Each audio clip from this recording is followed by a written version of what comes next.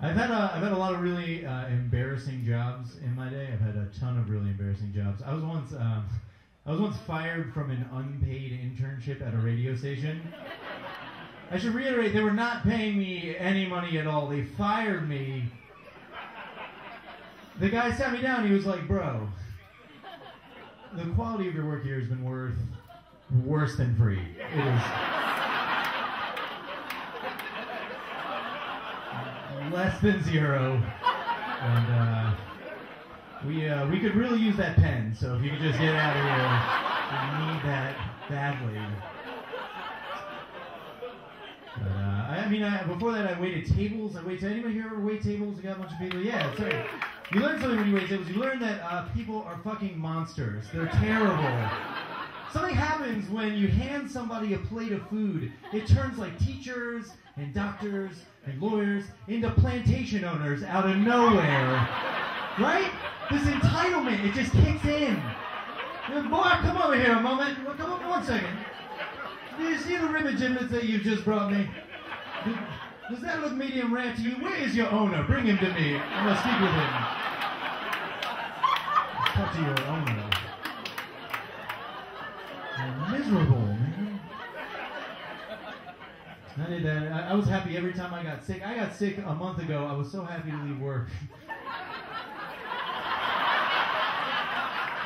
So happy to get out of there. I went to the doctor. It was the first time I've been to the doctor in like 2 years. I forgot how personal their questions were. The guy sat me down and he's like, "All right, Ben, how many sexual partners have you had in the past 6 months?" I'm like, "That doesn't matter anymore, okay? I'm with you. I'm going to make it work." I need to drudge up the past like that. It's nice, man. I get to fly around. I flew out here. It's great. I love that opportunity. Although flying is my #1 fear out of all of my fears. It's so scary. They have all those safety things on the plane that try to make you feel better, but none of it addresses my actual fear. They'll get on there like, "All right, everyone, it's fine. Your seat that floats. We got some water wings in the corner of the plane. There's a raft if y'all want to get in a raft." Dude, we're on an airplane. You have 3 things that help you swim, and nothing that helps you fall out of the sky, which is my top concern on the airplane. Like, why don't you just give me a parachute and then I'll float on any of the corpses that I find from the plane crash?